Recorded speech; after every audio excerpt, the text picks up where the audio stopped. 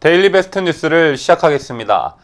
지난 3일은 제55회를 맞은 방송의 날이었습니다. 그야말로 지상파 방송사의 생일이었는데, 이날 행사에는 문재인이 직접 참석해 축사를 했습니다. 참고로 방송의 날 축하 연때마다 대통령이 축사를 발표했고, 임기 중 한 번씩은 직접 행사에 참석해 왔습니다. 이런 대통령의 방송의 날 축사는 정부의 방송 정책 기조를 엿볼 수 있기 때문에 업계에서는 이 같은 대통령의 축사에 관심을 기울일 수밖에 없습니다. 크게 봐서 이날 문재인의 축사 발언은 세 가지 정도로 압축할 수 있는데, 그 첫째가 방송의 공공성 강화, 그 다음이 갑질 개선, 그리고 또 다른 한 가지가 남북화의 협력 과정에서 방송의 역할론입니다. 이상 세 가지가 문재인이 방송의 날 축사에서 언급한 내용들인데, 비유하자면 마치 흡연자가 금연운동을 벌이자는 것과 똑같은 것이라 할 수 있습니다. 첫째로 방송의 공공성 강화 부분에서 문재인은 지난 10년 우리 방송은 많은 어려움을 겪었다. 국민들은 우리 방송의 공공성이 무너져 내리는 것을 참담하게 바라봐야 했다면서 세계 언론자유지수에서 한국의 순위가 크게 올랐다. 국민의 기대에 부응하려는 방송인들의 눈물겨운 투쟁과 노력의 결과라고 말했습니다. 그러면서 방송 본연의 사회적 역할과 공적 책임에 대한 끝없는 성찰이 필요하다면서 방송의 공정성과 공익성을 흔들림 없이 바로 세워달라. 정부도 방송의 독립성과 공영성을 철저히 보장하겠다고 말했습니다. 이 같은 발언을 여러분께서는 어떻게 생각하십니까?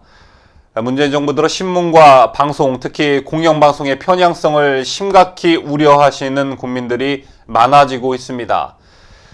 방송이 공정성과 공익성을 지키려면 최우선적으로 지켜야 할 것이 바로 편향성을 철저히 경계해야 한다는 점입니다. 그런데 작금의 방송들의 형태는 어떻습니까? 긴 말이 필요 없이 KBS와 MBC의 시청률 하락은 사상 유례가 없을 정도로 이어지고 있고, 문재인은 세계 언론자유 지수에서 한국의 순위가 크게 올랐다라고 했지만, 한국 국민이 느끼는 한국 뉴스의 신뢰도는 조사 대상국 37개국 중 꼴찌를 기록하기도 했습니다. 이렇게 국민들이 기성 언론과 방송에 등을 돌리는 가장 큰 이유는 물론 여러 가지가 있겠지만 가장 큰 이유는 바로 편향성이 아닐까 싶습니다. 또한 문재인은 방송의 공정성과 공익성을 말하면서 정부도 방송의 독립성과 공영성을 철저히 보장하겠다고 말했습니다. 이와 관련해 차명진 전 의원은 자신의 SNS에 한 일화를 소개합니다. 차명진 전 의원은 이 같은 문재인의 발언은 새빨간 거짓말이라며, 나는 문정부의 노골적인 방송 통제를 직접 목격했다라고 말했습니다. 그러면서 방통위는 채널A와 TV조선을 재심사하면서 민원연이 종편 막아달라고 딱지 붙인 우파 농객 11명을 출연 금지시키는 조건으로 허가증을 내줬다라고 했습니다. 또한 민주당 대변인이라는 자는 자신이 출연하고 싶은 방송 프로그램에 대놓고 밀고 들어오는가 하면 상대방 우파 농객이 자기 입장을 압도할 경우 공공연하게 출연 정지시키겠다고 협박한다. 실제로 그렇게 됐다라고 토로했습니다. 또한 차명진 의원은 김정은 호칭 뒤에 위원장이라는 직함을 붙이라는 지시가 알게 모르게 방송사 제작진에게 전달되었다며, 이 말을 안 듣는 패널은 다음 주에 안 보였다라는 사실을 폭로하기도 했습니다. 그러면서 차 의원은 다음 사례는 나뿐만 아니라 일반 국민들도 다 아는 사실인데 아무도 문제 제기 안 한다라며, 방송사에서 소위 좌우 균형을 맞춘답시고 우파 자리에 앉힌 자들은 한결같이 나이롱 보수 아니면 시류에 편승해서 왔다 갔다 하는 자들이라고 일침했습니다. 또한 차라리 그쪽 일색이면 그러려니 하겠는데 그걸 구색이라고 라며 구역질 난다고 했습니다. 그리고 차 의원은 마지막으로 내가 겪은 사례는 아마 빙산의 일각일 거라며 글을 마쳤습니다. 이뿐만이 아닙니다. 청와대의 입이라 할 수 있는 대변인이라는 사람은 특정 언론사와 특정 기사를 직접 언급하면서 더 이상 발목 잡지 말라고 원포를 놓기도 했었습니다. 기사의 팩트가 틀리고 사실관계가 틀리다면 언론중재위원회라든가 방송통신위원회 등의 제도적 장치의 그 역할을 맡기면 될 일을 청와대가 이를 직접 문제 삼고 나서는 것은 문제가 있어 보였습니다.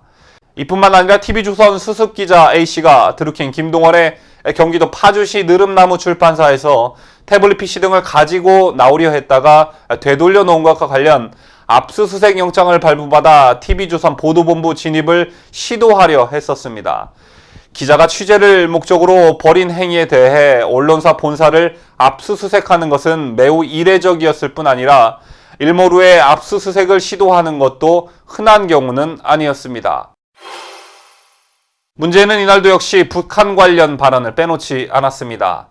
문제는 한반도 평화를 위한 방송의 역할이 크다면서 국민들은 방송을 통해 정상회담에 함께하며 평화의 소중함과 새로운 시대가 열리고 있음을 공감할 수 있었다고 강조했습니다.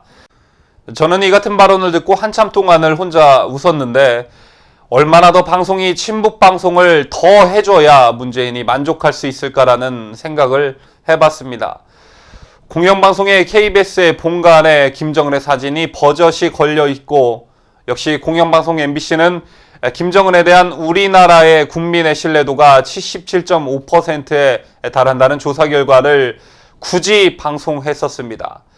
특히 평창올림픽을 기점으로 해서는 국민들의 채널의 선택권마저 빼앗가는 듯 온 미디어가 현송월, 김영철 등의 꽁무니를 졸졸 쫓는 방송을 송출하는데 여념이 없었습니다.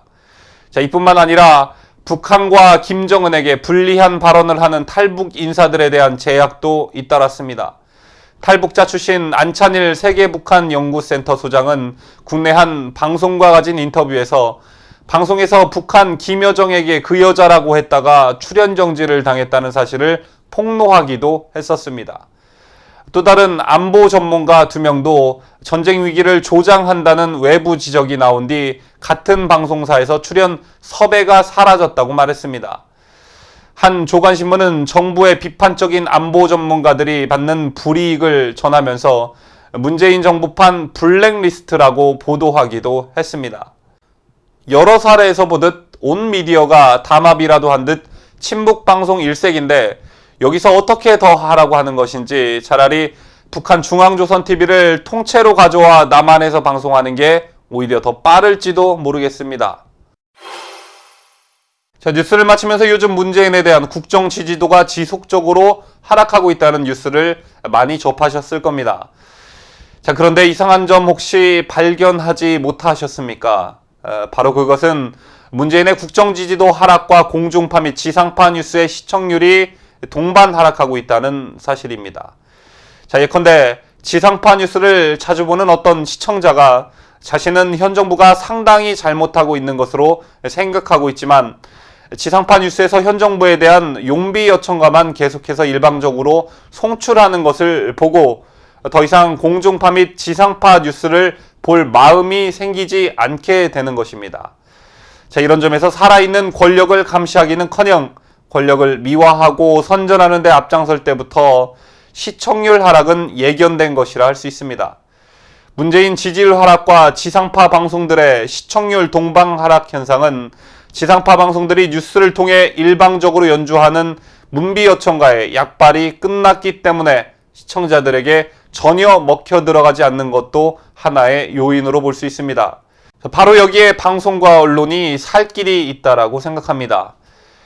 국민들이 공중파나 지상파 방송에 대해 인내하고 있는 그 한계점이 폭발하기 전에 정신들 좀 차리고 방송하길 바랍니다.